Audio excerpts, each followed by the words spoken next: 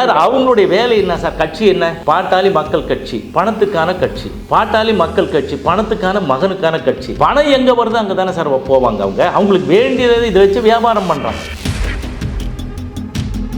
தாயோடு செய்யோடு சேர்றது, தகாத உறவு வைக்கிறத சமம்லாம் சொல்லிட்டு அங்கே கூட்டணிக்கு போனார்.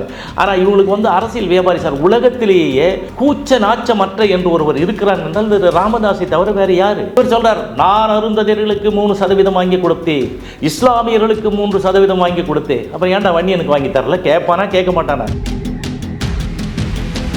இனிமேல் தான் அந்த குடும்பத்தை நம்ம தயாரில்ல சொன்னீங்க. ஆனால் நடந்து முடிஞ்ச நாடாளுமன்ற தேர்தலில் கூட பார்த்தீங்கன்னா குறைவான ஓட்டு வித்தியாசத்துலனா சௌமியா அன்புமணி தோற்றார்கள். பன்னீர் வாக்குகள் இங்கே தானே போயிருக்குது. இவங்க எங்கேயாவது போய் ஓட்டு கேட்டாங்களா?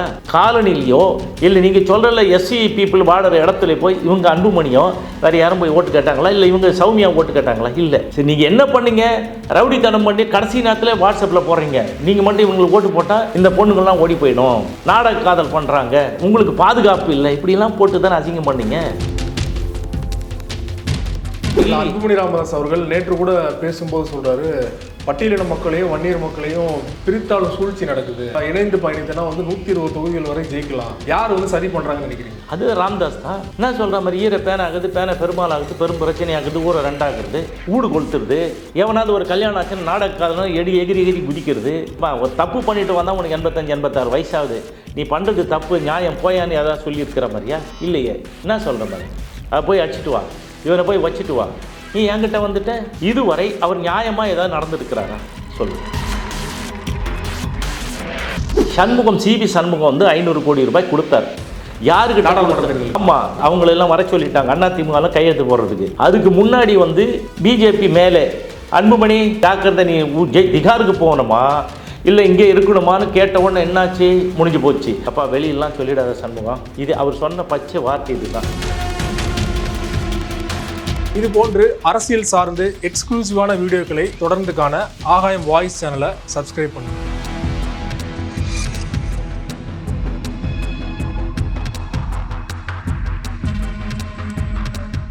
ஆகாயம் வாய்ஸ் நேயர்களுக்கு வணக்கம். இன்றைக்கு நம்மோட நேர்காணலுக்காக அனைத்து இந்திய பாட்டாளி முன்னேற்ற கட்சியின் நிறுவன தலைவர் CN ராமமூர்த்தி அவர்கள் நம்மோடு இருந்திருக்கிறார். அவரோடு பேசலாம். சார் வணக்கம். வணக்கம். விக்கிரவாண்டி இடைத்தேர்தல் களம் பரபரப்பான கட்டத்தை எட்டியிருக்குது. இன்று மாலையோட பிரச்சாரம் போகிறது, நாளை மறுநாள் தேர்தல். நீங்க தொடர்ச்சியா பேசிட்டு வரீங்க, பாமக இந்த தேர்தலில் படுதோல்வி அடையும் அப்படின்னு சொல்லிட்டு. அன்புமணி ராமதாஸ் அவர்கள் வெளிப்படையாக சொல்றாரு, திமுக பணத்தை கொடுத்து எப்படியா ஜெயிச்செல்லாம் நினைக்கிறாங்க. ஆனால் கள்ளக்குறிச்சி மரணங்கள் நேற்று முன்தினம் நடைபெற்ற ஆம்ஸ்ட்ராங் படுகொலை வரை திமுகவுக்கு எதிரான ஒரு மனநிலை களத்தில் இருக்குது. ஸோ கண்டிப்பாக வெற்றி பெறும்னு அவர் சொல்கிறாரு. இதெல்லாம் ஒரு அரசியல் கூறுகளாக அந்த இடத்துல அவர் தான் முன்னெடுக்கிறாரு. அதை பற்றி பேசுறதில்லை. இப்போது விக்கிரவாண்டியில் இவங்க என்ன பண்ணியிருக்கிறாங்க? தமிழ்நாடு முழுக்க இருக்கிற இவங்களால் ஏற்கனவே நடத்தப்பட்ட போராட்டங்களால் கைது பண்ணி வழம்பு வழக்குகளை சிக்கியவர்களை இந்த ஊரில் கொண்டு இங்கே இறக்கியிருக்கிறாங்க. தெருக்கு ஒருத்தரை இறக்கி வச்சு தெருக்கு ஒரு பகுதியிலேருந்து கொண்டு வந்திருக்காங்க. கொண்டு வந்துட்டு யாரையுமே ஓட்டு கேட்க விடாமல் இவங்க அந்த ஊர் எல்லையில் அந்த கிராமத்துக்குள்ளே நுழைய முடியாத அளவுக்கு பார்த்துக்கிறாங்க. ஸோ இது எத்தனை நாளைக்கு பார்த்துக்க முடியும்? திமுக காரங்களும் கூட நுழைய முடியலையா? இல்லை, திமுக அவங்க இருக்கிறாங்க, அவங்க ஒரு பகுதியில் இருக்காங்க, இவங்க ஒரு பகுதியில் இருக்காங்க. அதனால தானே சண்டை வருது. திமுக விட மாட்டுறாங்க, எந்த கட்சியும் விட மாட்டுறாங்க. அப்புறம் சுயேட்சை மற்றவங்களாம் இருக்கிறாங்கல்ல, யாரையும் அவங்க அனுமதிக்கிறதில்ல. ஏன்னா ஒரு அரண் மாதிரி இவங்க இருக்கிற அந்த பேக்கெட்டில் நான் சொல்கிறேன். வன்னியர் ஒரு கிராமத்தில் வன்னியர் அவங்க எல்லா கட்சியிலும் இருப்பாங்க. ஆனால் இவங்க என்ன வன்னியர்னா நாங்கள் தான் எல்லாரும் எங்கள் அப்படிலாம் ஒன்றும் கிடையாது. சரி, மிக பெரும்பான்மையான சமுதாயம் யாரை ஆதரிக்கிறதோ அவங்க தான் ஜெயிக்க முடியும். நீக்க மறை எந்த கட்சியில் நிறைந்திருக்கிறார்களோ அவர்கள் தான் வெற்றி வாய்ப்பை நோக்கி செல்ல முடியும். இவர்கள் என்ன பண்ணுறாங்க? ஒரு அரண் போட்டு வன்னியர்களுக்கு இவங்க தான் எல்லாம் பண்ண மாதிரி சொல்லிகிட்ருக்காங்க. அது உண்மை வெட்ட வெளிச்சத்துக்கு போச்சு. இப்போ மற்றதெல்லாம் சொல்கிறாங்களே, இந்த ஊரில் கலவரம் நடக்குது, இங்கே ஒரு ஐசோலேட்டடாக ஒரு இன்சிடெண்ட் நடக்கிறத வச்சு அதை தமிழ்நாடு முழுக்க சட்டம் ஒழுங்கு பிரச்சனைன்னு சொல்கிறாங்க. அதுக்கப்புறம் ஒரு சில இந்த இல்லிசிட் அராக் அது நடக்கிறது காலகாலமாக வருது. அதை வச்சு ஒரு காரணமாக காட்டி ஒரு கட்சியை மட்டும் குறிப்பிட்டு இதை மாதிரி பண்ணுவது எவ்வளோ நாளைக்கு எடுபடும்? சரி, அங்கே இப்போ சாராயம் காய்ச்சது யார், செத்து போனது யார், அதெல்லாம் உண்மை தெரியும்ல, அவங்களுக்கும் தெரியும், உங்களுக்கும் தெரியும். ஆனால் அதை பற்றி யாரும் வாயை திறக்க மாட்டாங்க. இப்போ அது அல்ல பிரச்சனை. பிரச்சனை பூதாகரமாக அங்கே வைக்கப்படுவது வன்னியர்களுக்கு நாங்கள் தான் பாதுகாவலன், வன்னியர்களுக்கு நாங்கள் தான் அரணாக இருக்கிறோம் அந்த முன்னேற்றத்துக்கு. அவர் சொல்கிறாரு. என்ன சொல்கிறாரு? தமிழ்நாட்டில் இருக்கிற அத்துணை மாவட்டங்களிலும் குடிகார மாவட்டமாக இருக்கிறது வந்து இந்த விழுப்புரம், குடிசைகள் நிறைந்த மாவட்டமாக இருக்குது விழுப்புரம் சொல்கிறீங்க. ஆனால் நீங்கள் அங்கே தானே இருக்கிறீங்க. நீங்கள் என்ன முயற்சி பண்ணி இத்தனை நாள் வேலை பார்த்தீங்க? 11 ஆண்டு காலம் மத்திய அமைச்சரில் இடம் பெற்றீங்க. 7 மத்திய அமைச்சர்கள் இருந்தார்கள். அப்பெல்லாம் நீங்கள் உங்களுக்கு வந்து அந்த கரிசனம் எதுவும் இல்லை.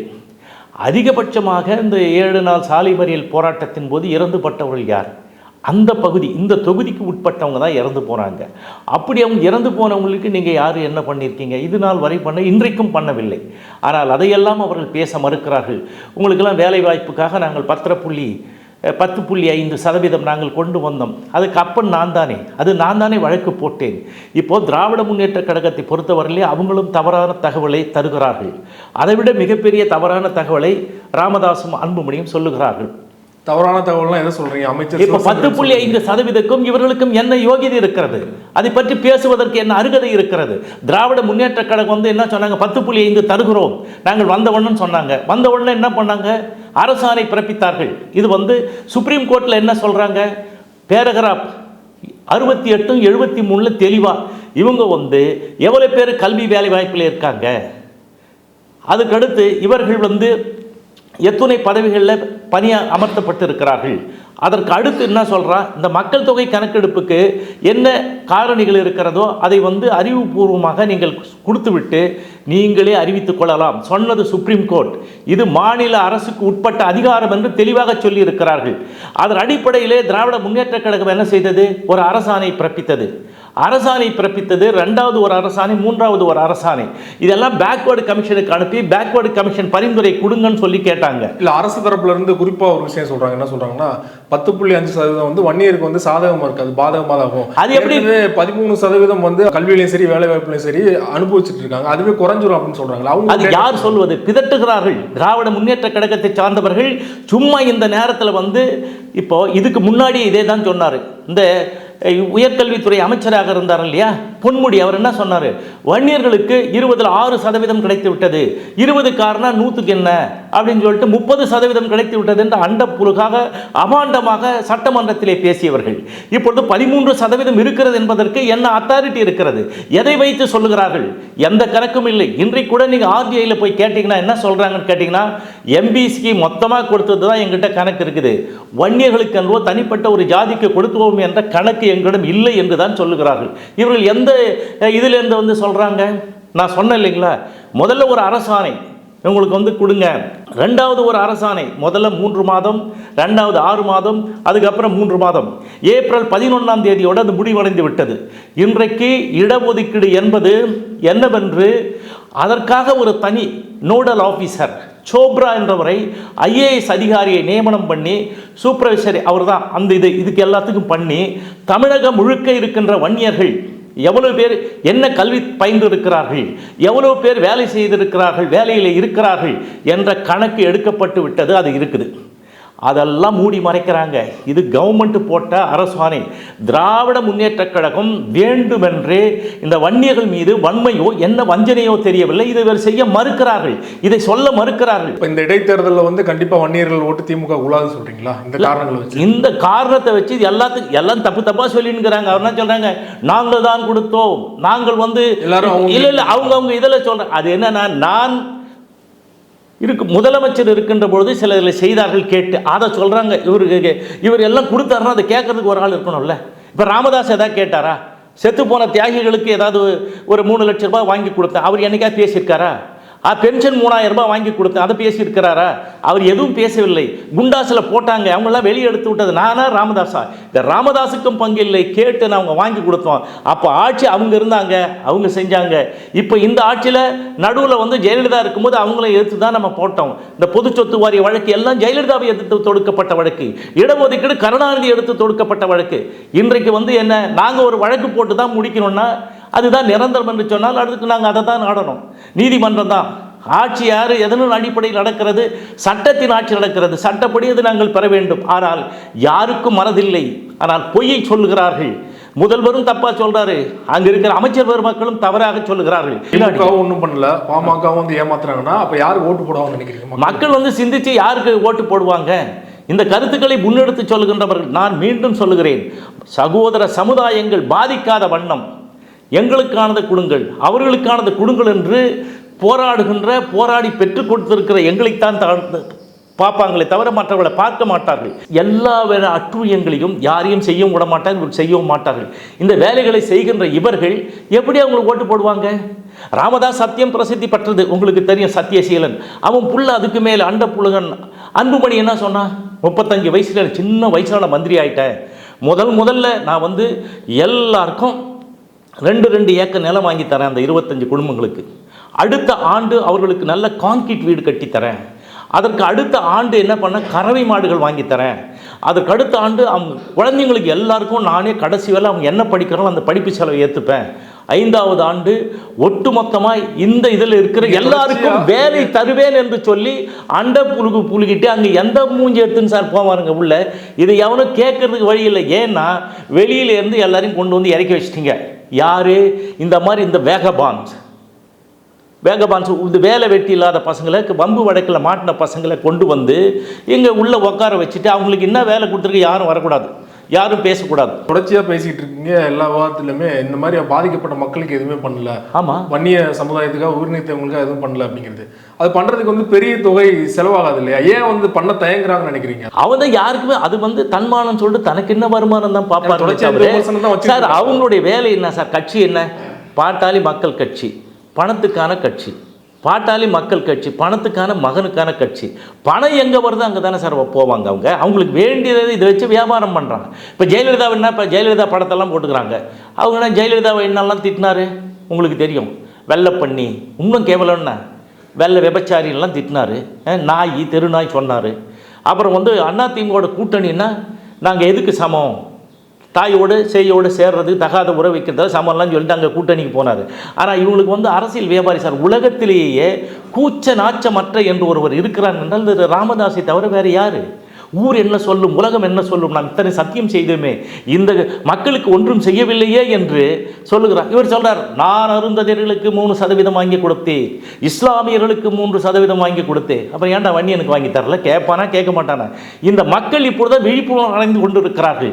இப்போ ஒரு விரல் நுனியிலே எல்லா விஷயங்களும் இறங்குகிறது. இதெல்லாம் எடுத்துன்னு போகும்போது மக்களுக்கு தெரியுது, உள்ள விடாமல் இவங்க அரணாக இருக்கிறாங்களே தவிர அவங்க எல்லாம் போன பிறகு 2 நாள் இன்னையோட மூட்டை கட்டிட்டு போயிடுவாங்க. நாளைக்கு எல்லாம் தெரியும் குதிரைகள்லாம் எங்கே பாஞ்சு ஓடும் என்பது. அதுக்கப்புறம் பூட்டி வைக்க யார்? குதிரைகளை, இந்த சமுதாயத்தை அடிமைகளாக்கி அவங்களெல்லாம் ஒரு வீட்டில் போட்டு பூட்டி வச்சுட்டு இருக்கீங்க. இதுதான் நடக்குது.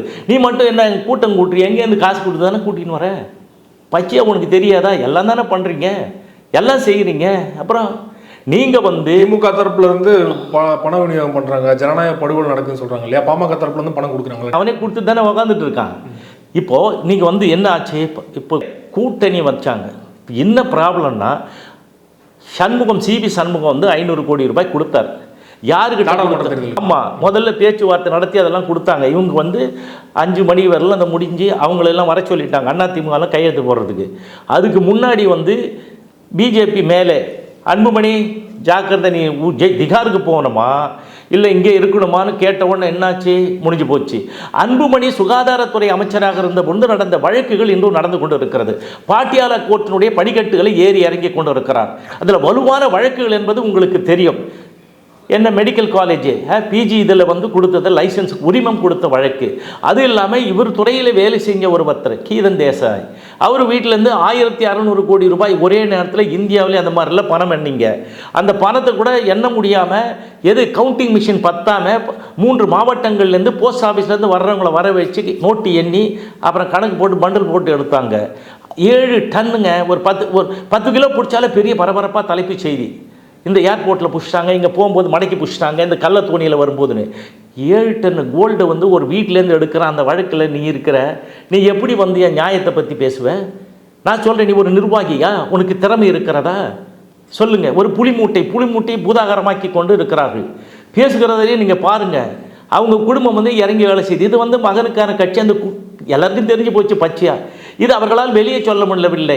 இப்போது நான் ஒரு ஊரில் ஏழை பாதிக்கப்பட்டால் என்ன பண்ணுவான்? இவன் அயோக்கியத்தனம் பண்ணிட்டான், அவன் பண்ணிட்டானா என்ன பண்ணுவாங்க? அவன் போயிட்டு இது நடுத்தெருவில் இருக்கிற அந்த பிள்ளையார் கோயிலை பார்த்து கும்பிடு போட்டு ஒரு மண்ணை அள்ளி வச்சுட்டு போகிற கதை தான் பண்ணிகிட்ருக்காங்க. இந்த ஏழைகள் எளிய மக்கள் இந்த சொன்னொல்லா துன்பத்திலே ஈடுபட்டு கொண்டு இருக்கின்ற பாடுபட்டு கொண்டு இவர்களெல்லாம் எங்கே போகிறார்கள்? ஏரி வேலைக்கும் கூலி வேலைக்கும் தான் சென்று கொண்டு இருக்கிறார்கள். யார்? தியாகிகள் குடும்பம். இதுவரை நீங்கள் 11 ஆண்டு காலம் மத்திய அமைச்சரில் இடம்பெற்றீர்கள், 7 மத்திய அமைச்சர் இருந்தீர்கள், எல்லாம் ரயில்வே துறையெல்லாம் உங்கள் கையில் வச்சுருந்தீங்க. வேலு இருக்கும்போது லாலு இருந்தார், மொத்தமாக அப்படியே வித்துட்டு வந்துட்டீங்க. ரெண்டாவது இந்த கலாசி கேங்மேன் கூட ரெண்டாவது இவர் இருந்தார், ஏகே மூர்த்தி. அவர் இருக்கும்போது யார் இருந்தது? நிதிஷ். மொத்தத்தையும் 7000 5000 போஸ்ட்டை விற்றுட்டு தமிழ்நாட்டுக்குள்ள ஒரு கேங்மேனாக கூட ஒரு வன்னியன் இல்லை, இல்லை தமிழன் இல்லை, தமிழ் என்று சொல்லுகிற தமிழனும் இல்லை. இப்படியெல்லாம் நீங்கள் வேலை செஞ்சுட்டு என்ன பண்ணுவீங்க சொல்லுங்கள்? எல்லாருக்கும் தெரியுது இல்லை? இப்போ கேட்குறாங்கல்ல, இப்போ தானே பேசுகிறாங்க. இவங்க ஏதும் செய்யவில்லை. வன்னியர் மக்கள் விழிப்புணர்வு அடைஞ்சிட்டு வராங்க. இனிமேலும் அந்த குடும்பத்தை நம்ப தயாரில்லை சொன்னீங்க. ஆனால் நடந்து முடிந்த நாடாளுமன்ற தேர்தலில் கூட பார்த்தீங்கன்னா குறைவான ஓட்டு வித்தியாசத்துலனா சௌமியா அன்புமணி தோற்றார்கள். வன்னியர் வாக்குகள் முழுவதும் அங்கே தானே போயிருக்குது. அதையும் தாண்டி பட்டியலின மக்களால் தானே அவங்க தோல்வி அடைஞ்சாங்க அந்த ஒரே ஒரு தொகுதியில். இல்லை, அந்த ஒரு பட்டியலின மக்கள் இல்லைங்க. நான் சொன்னேன், சகோதர சமுதாயம் பாதிக்காத வண்ணம் நீங்கள் இது பண்ணணும். நீங்கள் என்ன பண்ணுறீங்க? எப்போ எடுத்தாலும் யாருக்கிட்ட ஒன்றாலும் சண்டை எடுக்கிறீங்க. இதில் கூட்டணி எல்லாம் அப்புறம் ஒன்றுமே கிடையாதா? இவங்களுக்கு தான் ஓட்டுக்குதா? ஏன் அன்புமணி ஏற்கனவே தோக்கலையா? 70000 ஓட்டில் ஜெயிச்சவன் எப்படி ஒன்றுமே இல்லாத காலத்தில் இப்படி தோக்குறாங்க? நீங்கள் அதை கணக்கு பண்ணுங்களேன். கங்காரு குட்டிக்கு வயிற்றில் ஒரு இது வச்சுருக்கிற மாதிரி நீ எப்போனாலும் பாமக ஒப்பந்தம் போட்டாலே ஒரு ராஜ்யசபா எம்பி, அதுவும் பையனுக்கு மந்திரி ஆகணும். இதுதானே அவங்க கொள்கை. வேறு யாருக்கு கொடுத்தாங்க? அன்புமணியினுடைய ஒய்ஃபு தானே அங்கே வராங்க, வேறு யாருக்கும் கொடுக்கலையே. இப்போ கொடுத்தா எப்படிங்க ஓட்டு போடுவாங்க? நீங்கள் எதை அங்கே போட்டிருக்காங்க இல்லையா? எங்கே ஓட்டு போடலை? கூட்டணி அப்போல்லாம் அவனுக்கு ஓட்டு கிடையாது அந்த கூட்டணியில் இருக்கிறவங்களுக்குலாம். இல்லை, அதிமுக கூட்டணி தான் ஜெயிச்சிருப்போம்னு சொல்கிறாங்க இல்லையா? அதிமுக கூட்டணி விடுங்க, நீங்கள் தான் கூட்டணி வேணான்றீங்கல்ல. இப்போ நீங்கள் கூட்டணி வந்தாச்சு, அதெல்லாம் கணக்கு பண்ண முடியுமா? இப்போ கூட்டணி இல்லாத எவ்வளோ ஓட்டு வாங்குறாங்க, அது பிரச்சனை இல்லை. நீ 34 வருஷமாக கட்சி நடத்துகிற, கூட்டணி இல்லை, வன்னியனுக்கு மட்டும் கட்சி நடத்தலாமா? நடத்த முடியுமா? கான்ஸ்டியூஷனில் இருக்குதா? என்னெல்லாம் பேசுகிறீங்க, என்னெல்லாம் தப்பு பண்ணுறீங்க? இப்போது இந்த சமுதாயத்தையே மற்ற சகோதர சமுதாயத்தின் மத்தியில் ஒரு கேவலத்தை உண்டு பண்ணுறது யார்? இப்போ இங்கெல்லாம் இல்லையா? இவங்க எங்கேயாவது போய் ஓட்டு கேட்டாங்களா? காலனிலையோ இல்லை நீங்கள் சொல்கிறல எஸ்சி பீப்புள் வாடுற இடத்துல போய் இவங்க அன்புமணியோ வேறு யாரும் போய் ஓட்டு கேட்டாங்களா? இல்லை இவங்க சௌமியா ஓட்டு கேட்டாங்களா? இல்லை. சரி, நீங்கள் என்ன பண்ணீங்க? ரவுடித்தனம் பண்ணி கடைசி நேரத்தில் வாட்ஸ்அப்பில் போடுறீங்க. நீங்கள் மட்டும் இவங்களுக்கு ஓட்டு போட்டால் இந்த பொண்ணுங்கள்லாம் ஓடி போயிடும், நாடக காதல் பண்ணுறாங்க, உங்களுக்கு பாதுகாப்பு இல்லை, இப்படிலாம் போட்டு தானே அசிங்கம் பண்ணீங்க. நீ நாடக காதல் பண்ணி தானே அந்த பொண்ணை பிடிச்சி கல்யாணம் பண்ணின்னு ஓடியாந்த. சரி, அவனை உன்னை கட்டி வச்சு தானே பண்ணாங்க. சரி, நீ படித்தது எவன் சர்டிஃபிகேட்டில் படித்த? யார் சர்டிஃபிகேட்? நீ சார்ந்த எதுன்னு சொல்கிறிய அந்த சர்டிஃபிகேட்லையா படித்த? அதுக்கு யார் என்கொயரி பண்ணாங்க? பூபாலன்ற இவர் மேலே டாக்டர் பூபாலன் தான் கவர்மெண்ட்டே என்கொயரி பண்ணி என்ன பண்ண, நீ ப்ராக்டிஸே பண்ணக்கூடாது, உனக்கு பீனலைஸ் பண்ணணும், ஃபைன் பண்ணாங்களா? அவனை தண்டனை ஜெயிலில் போடாமல் விட்டது தவிர மீதி எல்லாம் பண்ணது. அப்படி ஒரு ஏமாற்று பேர் வழி, அப்படி அவர் ஒரு 420 இப்போ நான் சமுதாயத்துக்காக வரேன்னு சத்தியம் பண்ணி தானே ஏமாத்துறேன்.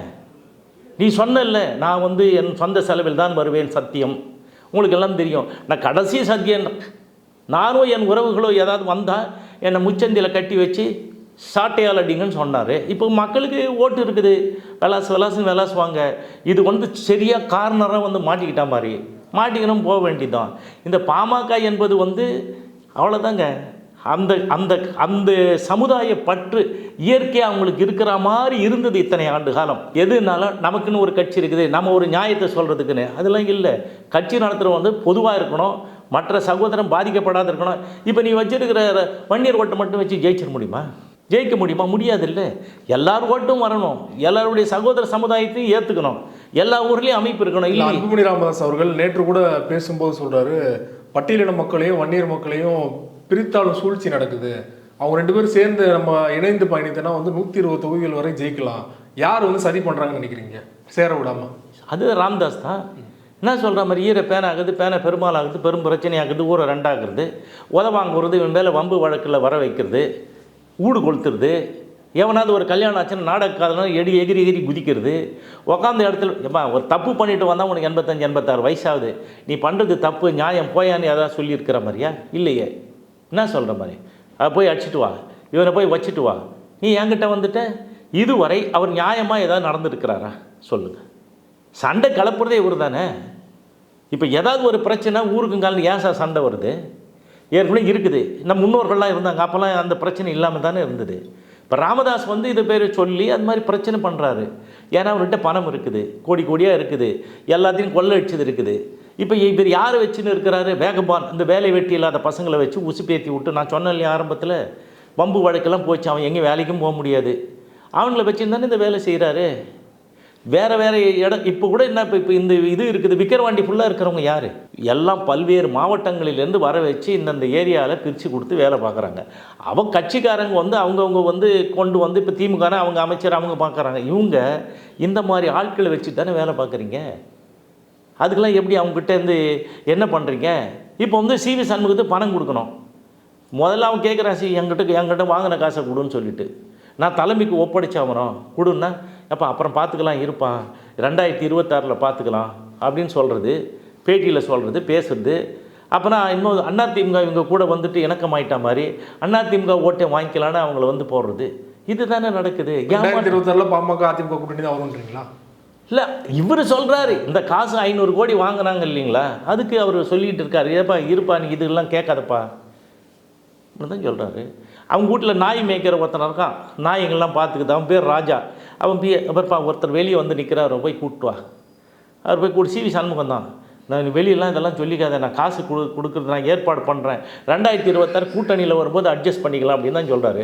அவர் அதெல்லாம் முடியாது, எனக்கு காசு வச்சாலும் நான் தலைமைக்கு சொல்லி ஆகணும், நான் ஏற்பாடு பண்ணி கொடுத்தது கூட்டணிக்கு வர, நாங்கள் இவ்வளோ இழப்பீடு சந்திச்சிடணும் கொடுன்றாங்க. ஆனால் வெளியில் வந்து அன்புமணி தலைமையில் ஆட்சி அப்படிலாம் சொல்லிட்டு இருக்காரு. இல்லை, அவங்க சொல்லுவாங்க இத்து போன பசங்க, அவங்க என்ன வேறு யாராவது நீ போய் வன்னியரை பற்றி பேச, எந்த இனப்பிறவியும் இழிப்பிறவியும் எங்களை பற்றி ஒன்றுமே சொல்லக்கூடாது, நாங்கள் தான் அப்படியே அவதாரம் எடுத்துகிட்டு வந்தோம் இந்த சமுதாயத்துக்கு. ஏன் நாங்களாம் வேலை செய்யலையா? நாங்களாம் 53 வருஷம் இந்த சமுதாயத்துக்கு வேலை செய்யலை? வேலை செஞ்சு தானே இதெல்லாம் பண்ணி கொடுத்தாங்க. இப்போ இந்த இடைத்தேர்தல் இப்போ நிற்கிறாங்களே, ஒரே ஒரு எஸ்சி தொகுதியில் போய் நீங்கள் ஓட்டு கேட்டிங்களா? கேட்கல. உங்களுக்கு வந்து இந்த வன்னியனை மட்டும் இது மட்டும் போதும், அறுவடைக்கு எலெக்ஷன் ஏதாவது ஒரு பெரிய அமௌண்ட்டு பார்த்துக்கலாம், அது மொத்தமாக பார்த்துக்கலாம். அரசு நடத்தி அதெல்லாம் நடத்தி செய்ய வேண்டியதில்லை. ஏற்கனவே நிறைய சேர்த்துட்டுங்க, உலகளாவிய அளவில் பணம் வச்சுக்கிறீங்க, எல்லாம் வச்சுருக்கீங்க. இதுவும் ஏமாத்தியாச்சு. அறக்கட்டளை என்ன உலகத்தில் இருக்க வன்னியம் கொடுத்தது? செங்கல்லேருந்து எல்லாம் யார் கொடுத்தது? நீங்கள் வாங்க, வேலை செஞ்சவன் இருக்கிறான். இந்த தியாகிகள் குடும்பம்லாம் அங்கே போய் வேலை செஞ்சதெல்லாம் இருக்குது.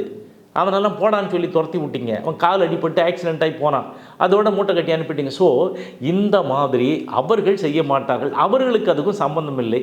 இவர் வந்து இந்த சமுதாயத்தை சார்ந்தவர்கள் இல்லையா? இப்போ நான்லாம் பவித்திர வண்டியன், எங்கள் அப்பா அம்மா வண்டியன் நான் சொல்கிறேன், அவன் இல்லையே, இருளர் தானே. சொல்லுங்கள், இல்லைன்னு சொல்லுங்கள். அவன் சர்டிஃபிகேட் தான் போட்டு காரி துப்புறான்ல. இது வந்து அந்த மக்களுக்கு பார்த்தீங்கன்னா இல்லைங்க, அவங்க நம்பிட்டாங்க. இது வந்து விவரமாக அத்தன்டிகேட்டடாக வெளியே வரும்போது அவன் எக்ஸ்போஸ் ஆகிடுவா மாதிரி ஏமாற்றலாம். எவ்வளோ நாள் ஏமாற்றலாம்? அவனா சொல்கிறார், ஏமாறுகள் இருக்கின்ற வரை ஏமாற்றுவர்கள் இருக்கிறார்கள். நீ தானே சொல்கிற, இப்போ சொன்ன பேட்டி, நீ தானே எல்லோரும் ஏமாற்றின்னு இருக்கிற. ஏமாறுறவன் இருக்கிறான், ஏமாத்துறேன். அடுத்த வருஷம் எனக்கு 86 வயசு ஆக போகுது. 86 வயசு வரலும் ஏமாத்துறேன். எப்போ ஆரம்பித்தோ ஏமாத்தில் திருட்டில் வளர்ந்து திருட்டிலே ஓடிக்கின்னு இருக்கிற ஒரு திருட்டு கும்பல் தான் அது. நீங்கள் வந்தீங்க, கொள்ளை அடிச்சிங்க, எல்லாம் பண்ணீங்க, நீங்கள் கொள்ளை அடிச்சு நீங்கள் வச்சுங்க, இந்த சமுதாயத்தை வாழ விடுங்க. நான் அதை தான் சொல்கிறேன். இந்த சமுதாயம் வாழணும்னா இந்த மக்கள் விழிப்புணர்வு பெற வேண்டும். இந்த மக்கள் விழிப்புணர்வு பெற்றால் உங்களுக்கு தான் எல்லா விவகாரங்களும் தெரியுதே. இப்போ ஒன்று உள்ளங்கையில் உலகம் இருக்குது, உங்களுக்கு எவ்வளோ இன்ஃபர்மேஷன்ஸ் கிடைக்குது. யார் பண்ணாங்கன்னு பாருங்கள், உங்களுக்கு வாக்களிங்க. இப்போ திமுகவும் ஏமாற்றுகிறார்கள், ராமதாஸ் துரோகம் பண்ணுகிறான். இது வந்து இவங்க வந்து அன்புமணி வந்து நம்பிக்கை துரோகம் செய்கிறார்கள். இவர்களுக்கு தன்மானம் என்று திடீரென்று பீட்டி கொண்டு வந்தால் தனக்கு என்ன வருமானம் என்பதற்காக வருகிறார்கள். இப்போவும் இந்த இடைத்தேர்தலும் ஏதாவது வருமானன்றதா? இவங்க தான் இடைத்தேர்தலில் போட்டியிடாதவங்களாச்சு, ஏன் இங்கே போட்டிடுறாங்க? வாங்குகிற காசு 2 இடத்துலையும் வாங்கிட்டீங்க. ஒன்று வாங்கி சேஃபாக வச்சுக்கிட்டீங்க, இன்னொன்று வாங்கி இன்னொரு இடத்துல பாதுகாப்பாக வச்சுட்டீங்க. அவன் கூட கூட்டணி போய்ட்டு கணக்கு சரி பண்ணிட்டீங்க. இந்த இதுக்கு வந்து கேட்குறான் காசு கேட்குறதுக்கு இப்படி தான் சொல்கிறாங்க. அப்பா வெளியெல்லாம் சொல்லிடாத சண்முகம், இது அவர் சொன்ன பச்சை வார்த்தை இது தான். கொஞ்சம் பொறுத்துக்க, அதெல்லாம் முடியாதுங்க, நான் தலைமைக்கு பதில் சொன்ன கொடுத்துருங்க அப்படின்னு கேட்டு தான் தொல்லை பண்ணிகிட்ருக்காங்க. இப்போ வந்து இடைத்தேர்தலுக்காக இல்லை, வாங்கின பணத்துக்கு காலம் கேட்டுக்கொண்டு இருக்கிறார்கள், அவ்வளோதான். இப்போ இதை வச்சு தமிழ்நாடு முழுக்க வசூல், இதை வச்சு எல்லா அந்த அன்புமணி என்ன ஒன்றும் இல்லாத ஆள், ஏற்கனவே நின்று தோற்று போனவர் அந்த அன்புமணி, அவர் என்ன பனையபுரம் தான். அவர் என்ன பண்ணீங்க, அவனே ஒன்றும் இல்லாதவனை போட்டு பிடிங்க, எத்தனை லட்சம் வாங்கிட்டீங்க, வாங்கி வேலை பார்த்துட்ருக்கீங்க. அவங்களுக்கு என்ன ஃபோக்கஸ் மீடியாலாம் இருக்குது இல்லையா, கூட்டம் ஓடியாராங்க. ஏன்னா 11 வருஷம் இருந்தவங்க இப்போ படாத பாடுபட்டு கொண்டுட்ருக்காங்க. இப்போவும் கூப்பிட்டா அதுக்கு வந்து அந்த ஒரு கட்சிக்காகவும் ஒரு இதுக்காகவும் பார்த்து இதை பண்ணுறீங்களே தவிர நியாயம் தர்மத்தெல்லாம் பார்க்கலையே. இப்போ நிருபர்லாம் எவ்வளோ கேள்வி கேட்குறாங்க.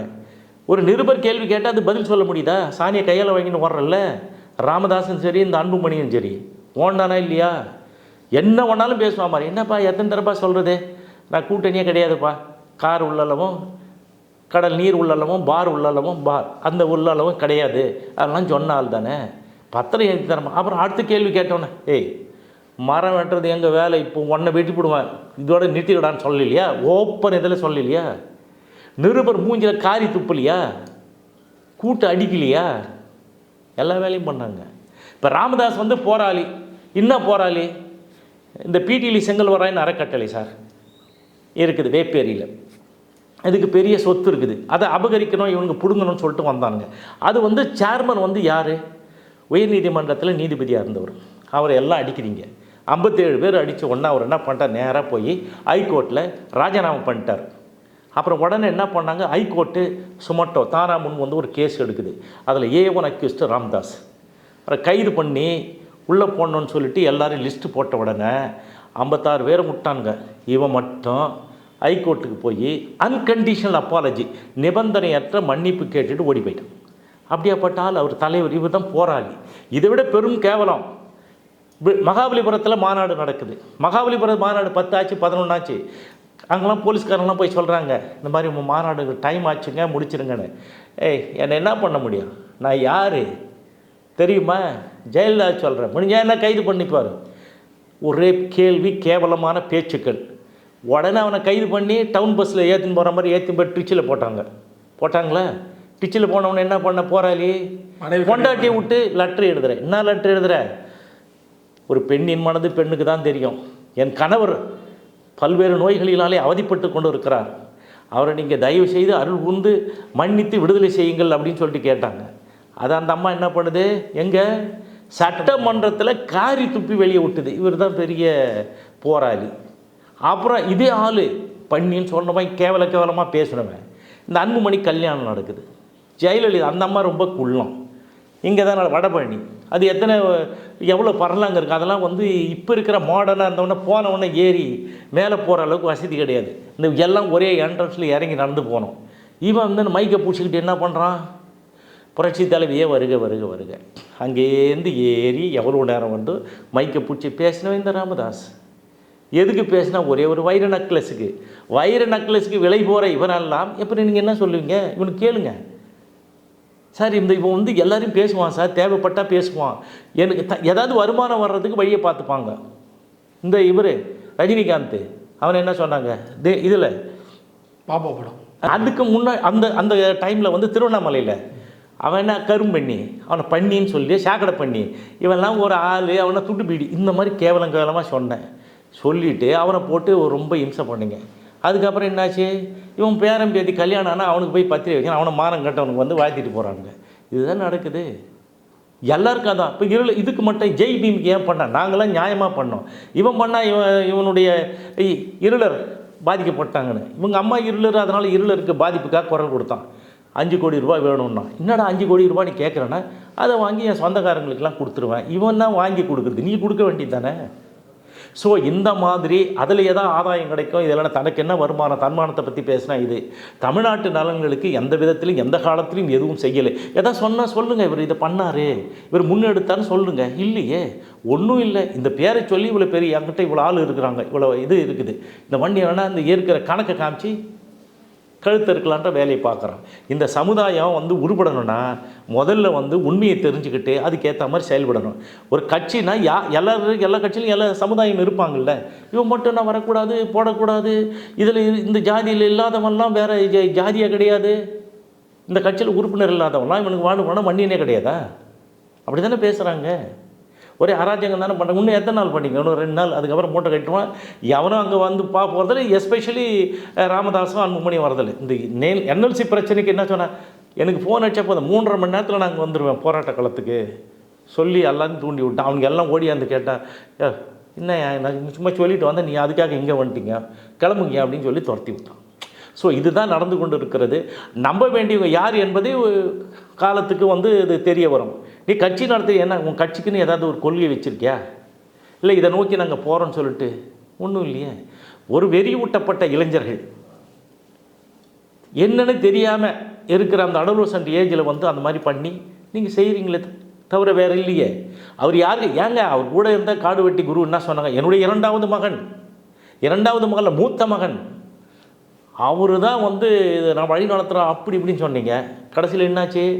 மருத்துவ கொலை நம்ம குடும்பமே கதறுது. அவங்க வீட்டுக்கு போய் பார்க்குறீங்க, அவங்க எல்லோரும் போய் பார்க்குறாங்க செத்து போன பிறகு உதவி பண்ணுங்கன்னு. நானே இந்த தென்னை மட்டை தேங்காயை விற்று சாப்பிட்டுட்டு இருக்கேன், நீங்கள் அங்கேருந்து வந்து என்கிட்ட உதவி கேட்க வந்தேன், ஓடி போங்கன்னு சொல்லி துரத்தி அடிச்சாரா இல்லையா? அன்புமணி என்ன சொன்னான்? பெரிய அறிவாளி. அவருக்கு மட்டும் பாஸ்போர்ட் இருந்தால் நான் விசா வாங்கி வெளிநாட்டுகளில் போய் மருத்துவம் பார்த்துருப்பேன்னு சொன்னானே. அவங்க பையன் அந்த கனல் அரசன், எங்கள் அப்பாவுக்கு 2027 வரலும் பாஸ்போர்ட் வேலிடிட்டி இருக்குது, ஏற்கனவே நான் 5 நாடுகளுக்கு போயிருக்கார், அதோ விசா இருக்குன்னு சொன்னானே. ஸோ இந்த மாதிரி அவங்க போய் சொல்லுவானுங்க. அவனுக்கு வந்து நல்லா ரீச் ஆகிடும், இவங்களது வந்து ரீச் ஆகாது, இந்த மக்களுக்கு போய் சேராது. இதுதானே நடந்து கொண்டு இருக்கிறது. ரைட் சார், பொறுத்திருந்து பார்க்கலாம். விக்கிரவாண்டி இடைத்தேர்தல் முடிவுகள் வந்ததுக்கப்புறம் நம்ம தொடர்ந்து பேசலாம். உங்கள் நேரத்தை ஒதுக்கி பல்வேறு தகவல்கள் என்னோட பகிர்ந்து கொண்டீங்க. மிக்க நன்றி. நன்றி சார், நன்றி.